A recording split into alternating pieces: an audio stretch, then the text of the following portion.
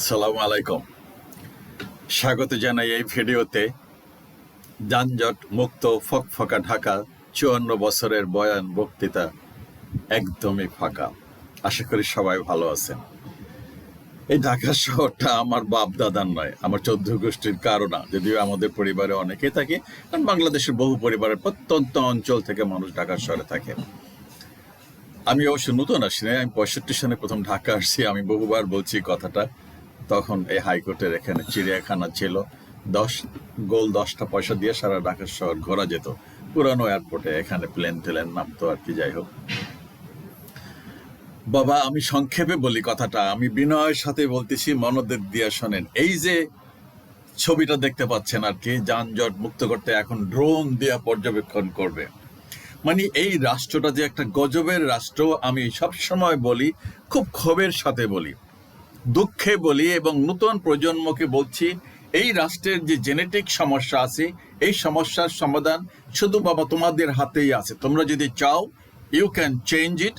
আর যদি না চাও, রেকটিফাই করতে পারবা, চেঞ্জ করতে পারবা না, কিছুটা ইমপ্রুভ করতে পারবা। কারণ জিনগত সমস্যা, এটা রেকটিফাই করার মতন কোনো টেকনোলজি, কোনো ঔষধ, কোনো মেডিসিন পৃথিবীতে এখনো তৈরি হয় নাই। তো মানুষের জিন, এটা তো জাতিগত জিন আর কি।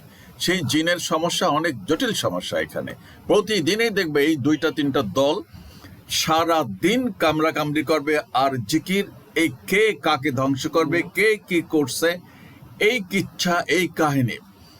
আবার ভারত কয় আর এক কাহিনী, আসলে অনেক জটিল কাহিনী।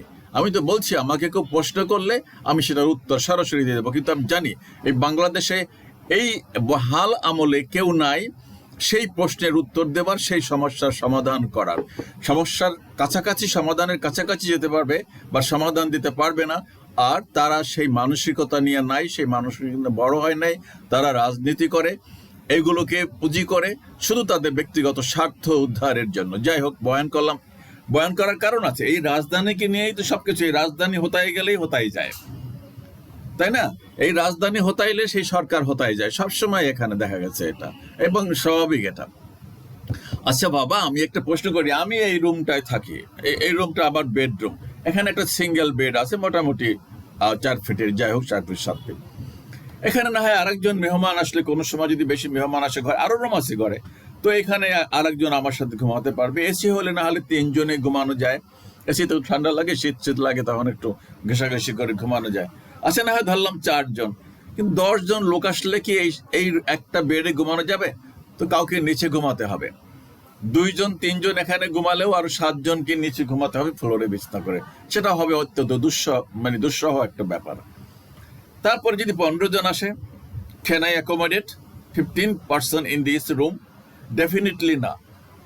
এরা তোমাদের প্রত্যেকের বাড়িতে রুম আছে, বেডরুম আছে, ঘরের জায়গা আছে, একটা নির্দিষ্ট সীমানা। তো একটা, এটা তো এমন না যে পুরা আমার একটা বেডরুম, একটা বাড়ি, একটা বাংলাদেশ 18 কোটির দেশ। এই ঢাকা শহরে কত মানুষ বসবাস করতে পারবে, কত গাড়ি রাস্তায় চলতে পারবে, কত মানুষের পয় নিষ্কাশনের ব্যবস্থা আছে, কত মানুষের বিদ্যুৎ দিতে পারবে, কত মানুষের এই যে পানি সাপ্লাই দিতে পারবে, তার তো একটা লিমিট আছে নাকি? লিমিট নাই। তাছাড়া মানুষ গ্রামগঞ্জ থেকে আসে কেন? আমি তো বিভিন্ন জায়গায়, এই ল্যাবেডে, এই পপুলারে, এই ইবনে সিনাতে, এই বিভিন্ন জায়গায় তো যাই। তো মানুষ গিজ করে, করবে না কেন? ছেলেপেলেরা বিদেশে থাকে, তারা মা বাবার কাছে টাকা পাঠায়, টাকা দেয়, তারা রোগ ব্যাধিতে ভালো ডাক্তার চায়। এমনই হুকুম, সমস্ত ভালো ডাক্তার যারা আছেন ওনারা এই ঢাকা শহরেই বসবাস করেন। সেই সুদূর টেকনাফ থেকে, তেঁতুলিয়া থেকে মানুষ এখানে চিকিৎসার জন্য আসে, যারা অ্যাফোর্ড করতে পারে। আর মফস্বল শহরগুলোতে যে হসপিটাল আছে থানা লেভেলে, সেগুলোর যে কি করুণ অবস্থা, সেগুলো সম্পর্কে তো এই ইউটিউবে ভিডিওতেই এখন দেখা যায়। দ্বিতীয় কথা হলো, মানুষ এখানে রুজি রোজগারের জন্য আসে। কি করবে মানুষ? আমি তো ভোলা বিস্তীর্ণ সবটাই ঘুরছি, ভোলা, পটুয়াখালী, বরগুনা, খুলনা, আর সাতক্ষীরা, নদী ভাঙ্গন, আমাদের এখানে হাতিয়া, সন্দ্বীপ গেছি তো এগুলো জায়গায়। তো নদী ভাঙ্গার দেশ। নদী ভাঙ্গা ছাড়াও প্রত্যন্ত অঞ্চলে, আমি জিজ্ঞেস করি রিক্সায় চলে তোমার বাড়ি কোথায়, রংপুর, চাপাই, যে ওরা আসতো না আগে, ইদানিং আসে, প্রচুর আসে। ওরা আগে যমুনার এই পারে আসতো না। বরিশালের লোকদের তো কথাই নেই, বরিশালের লোক প্রচুর ঢাকায় আছে। যাই হোক, সবাই আসবে, আমি কারো আসার অধিকার নাই সেটা আমি বলছি না, কিন্তু জীবিকার জন্য যদি এই ঢাকা শহরে না আসতে হতো মানুষকে, মফস্বলেই যদি মোটামুটি ইনকামের ব্যবস্থা হতো, শিক্ষা দীক্ষার ব্যবস্থা থাকতো, ডাক্তারের ব্যবস্থা থাকতো, তাহলে এত লোক এখানে আসার দরকার করতো না। কিন্তু একটা লোকও আমার এজ অফ নাও, আমি 70 ক্রস করছি, একটা লোককেও আমি, একটা রাজনীতিবিদকেও বা একটা পরিকল্পনাবিদকেও আমি শুনলাম না যে না সেই তেঁতুলিয়াতে যা ফ্যাসিলিটিস পাওয়া যাবে, ডাক্তার, শিক্ষা দীক্ষা, কর্মসংস্থান, এই ঢাকার শহরের চাইতে কোনো অংশে কম না, হয়তো বা 20%, 5%, 10% ডিফারেন্স হতে পারে। মানুষের নিরাপত্তা বলেন, যা কিছু বলেন, এভরিথিং সেম ফ্যাসিলিটিস। তাহলে কি মানুষ এই ঢাকা শহরে এত আসতো? কমন সেন্স কে বলে? নিশ্চয়ই আসতো না। কিন্তু সেটা কেউ করবে না, কেউ বলবেও না, ঘৃণা করে চিন্তাও করবে না। বড় বড় মাথা মোটা ইঞ্জিনিয়ার আছে, যারা আরবান প্ল্যানার যারা আছে ঢাকা শহরের বিভিন্ন জায়গায় বিদেশ থেকে ডিগ্রি করে নিয়ে আসছে, ডক্টর। আর এই মোল্লারাও তো এখন ডক্টরেট আছে। না বলবে মোল্লারা, না বলবে পলিটিশিয়ানরা, না বলবে ইঞ্জিনিয়াররা, না বলবে ইকোনমিস্ট, না বলবে বুদ্ধিজীবী, সব দালাল, সবগুলা দালালের বাচ্চা দালাল। এই কয়দিন আগে দেখলাম কি বলছে, এআই ক্যামেরা বসাইছে, কে স্পিডে চালায়, কে কি করে না করে। কয়দিন পর পর জিকির তোলে এই রিক্সা উঠাই দেবে, রিক্সা। আরে রিক্সা তো জনগণের, গরিবের বাহন, অলিতে গলিতে তো গাড়ি যায় না, সেখানে বয়স্ক মানুষ, বুড়া মানুষ বা সাধারণ মানুষ চলাফেরা, মালামাল আনা নেওয়া করবে কিসে? আমি খারাপ ভাষায় গালি দিতে ইচ্ছা করে, কিন্তু সেই গালিটা তো আমার এই টুপি টাপি দিয়া তো মানায় না। একটা বুজুর্গ চেহারা তো আল্লাহ তালা দিচ্ছে, সবকিছু মানায়, সব বয়সও তো নাই, সো গালি দিলাম না। কিন্তু কইসা গালি দিতে ইচ্ছা করে, তো সেই ঝালটা গিয়া পুরাই এই শালা জালিম জাতি, জালিম রাষ্ট্র, তোর কি কোনো বিবেক বুদ্ধি বিবেচনা নাই? এই যে কয়দিন পর পর এক একটা ফিতা কাটতে 40 কোটি 42 কোটি টাকা খরচ হয় এই রাষ্ট্রের। একটা বালিশ উঠাইতে 35,000 টাকা, একটা কলা গাছ কিনতে 3,000, 4,000, 5,000 টাকা লাগে। হয় নাই এরকম কাহিনী? নাট বল্টু কিনতে কত হাজার টাকা করে কোটেশন দিছে, হয় না এই সমস্ত কাহিনী? এই হলো রাষ্ট্র।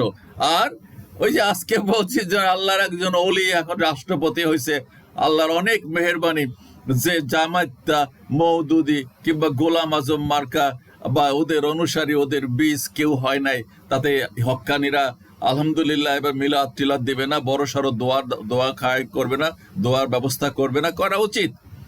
সারা দিন তারা এই জামাতে ইসলামী 14 গোষ্ঠী উদ্ধার করে, মওদুদির 14 গোষ্ঠী উদ্ধার করে, গোলাম আজমের 14 গোষ্ঠী উদ্ধার করে। তো আমি তো বলছি বাবা, একটা ভালো দল, হক্কানি দলকে ক্ষমতায় আনো না, একটা দাঁড়া করো, আমরা তো সমর্থন দেব, আমাদের যাহা কিছু করণীয় আমরা করব।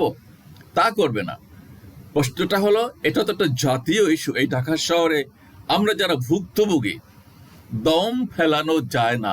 আছে কোনো নিরাপত্তা, আছে কোনো শৃঙ্খলা, আছে কোনো পরিচ্ছন্নতা?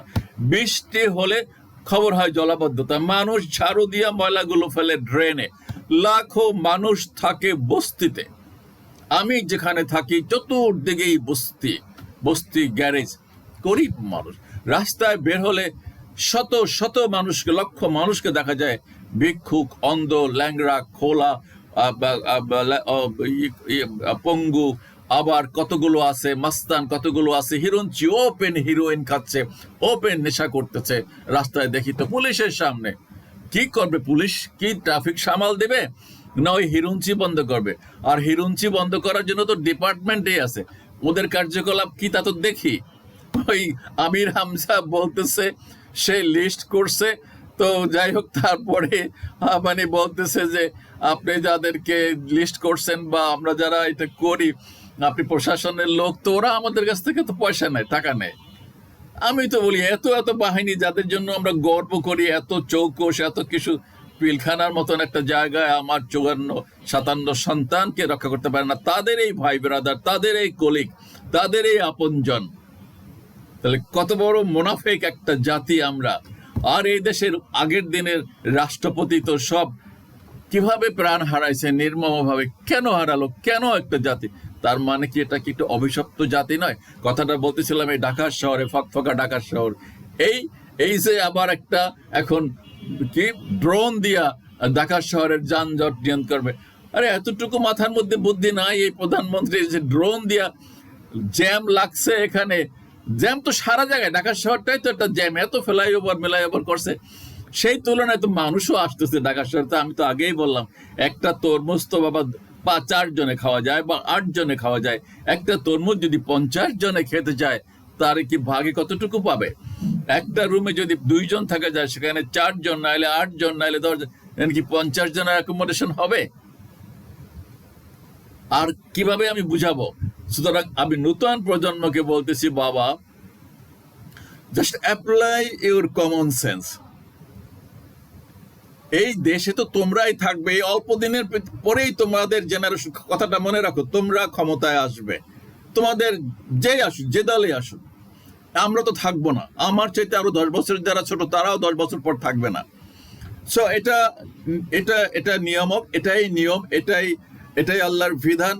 পরিবর্তন, আমরা চলে যাব, আর এক দল আসবে, তারা চলে যাবে, আর এক দল আসবে, এইভাবেই এই মানব জাতি কিয়ামত পর্যন্ত টিকে থাকবে। শুধু মানব জাতি না, সমস্ত প্রাণী, সমস্ত সৃষ্টি। গাছ মরে যায়, আবার নতুন গাছ জন্মায় বা আমরা লাগাই, যাই হোক। সো এটা স্বতঃসিদ্ধ। আমি তো চাই তোমরাই এখন হাল ধরো। আমরা তো অকেজ, আমার মতন মানুষ সবগুলা অকেজ, আমি বলছি অপদার্থ, সবগুলা শয়তানি, সারাদিন বসে চক্রান্ত করে। কি করে বলে, আমার হাত ধর, কাঁপে, বলছে আমার হাত ধর, আমি একটু সাইন করি। মানে স্ট্রোক করছে, ঘুষ খাইতে খাইতে স্ট্রোক করছে, ঘুষ খাইতে খাইতে স্ট্রোক করবেই।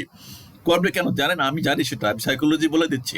ভয় থাকে তো, আর এই ভয় ভিতরে একটা ভয় সৃষ্টি করে, এদের হার্টবিট বাইরে যায়, এদের নানান সমস্যা, জটিলতা দেখা দেয়।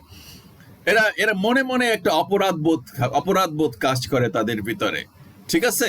সো এই হার্টের রোগ তাদের হবে, আর হাত কাঁপবে, আর বলবে আমার হাত ধর, বলে যে আপনি তাড়াতাড়ি দিলে দেন, আমি ওযু করতে যাব।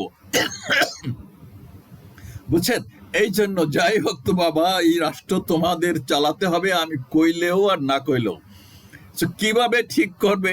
এই ড্রোন দিয়ে কি যানজট নিয়ন্ত্রণ করা যাবে? এই ড্রোনের জন্য কত কোটি টাকা মানে খরচ করে সরকার। তারেক রহমান, কয়দিন পরে খবর জানতে পারবা পত্রিকায়, এবং এও জানতে পারবা যে এটা ফেল 100%, 99% না, 100%। ওকে, আল্লাহ হাফেজ।